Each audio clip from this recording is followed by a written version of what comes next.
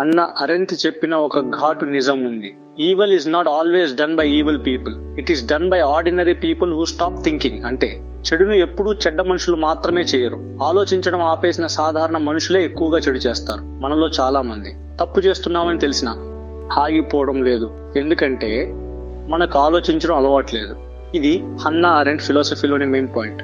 ఆలోచించని మనిషి అత్యంత ప్రమాదకరం. ఇదే హన్నా అరెంట్ చెప్పిన బానాలిటీ ఆఫ్ ఈవిల్. మనకు ఒక భ్రమ ఉంది, చెడును చెడ్డవాళ్లే చేస్తారు అని. కానీ అది నిజం కాదు. చెడును చేస్తున్నది సాధారణ మనిషి. మనిషి ఆలోచించడం మానేశాడు, ప్రశ్నించడం మానేశాడు. ఇప్పుడు అతను జస్ట్ ఫాలో అవడం నేర్చుకున్నాడు.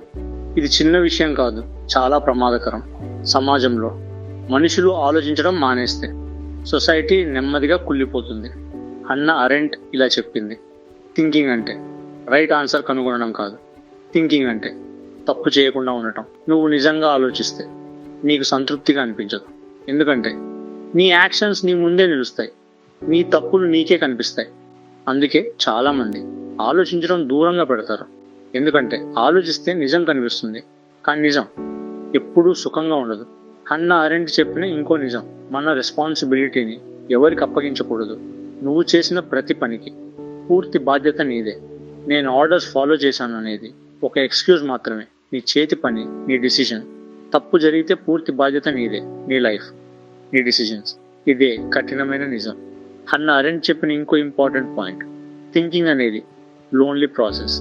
మనం అలోన్గా ఉన్నప్పుడు నిజంగా ఆలోచిస్తావు, కానీ మనం అలోన్గా ఉండడం ఇష్టం లేదు, ఎందుకంటే మన థాట్స్ మనల్ని డిస్టర్బ్ చేస్తాయి. అందుకే పీపుల్ ఎప్పుడు నాయిస్ క్రియేట్ చేసుకుంటారు. సోషల్ మీడియా అని, మూవీస్ అని మైండ్ని డైవర్ట్ చేసుకుంటారు.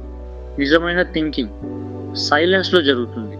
ఈవిల్ చాలాసార్లు నార్మల్గా కనిపిస్తుంది, అంటే ఒక కరప్టెడ్ సిస్టమ్ అలానే కొనసాగితే కొంతకాలానికి కరప్షన్ నార్మల్గా అనిపిస్తుంది.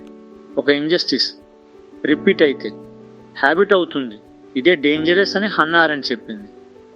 నువ్వు రూల్స్ ఫాలో అవుతావు, కానీ వై అని ఆలోచించవు. సొసైటీ చేసిన ప్రోగ్రామింగ్, మనిషి రోబోట్ కాదు. మనిషి క్వశ్చన్ చేయాలి, రిఫ్లెక్ట్ అవ్వాలి. ఇదే Hannah aren't philosophy. Hannah aren't ఒక సెంటెన్స్ చెప్పింది, worst evil is done by people who never decide to be good or bad. అంటే మంచి వాళ్ళుగా ఉండాలని కూడా నిర్ణయం తీసుకోరు, చెడు వాళ్ళుగా మారాలని కూడా నిర్ణయం తీసుకోరు. ఏం జరుగుతుందో అదే ఫాలో అవుతారు.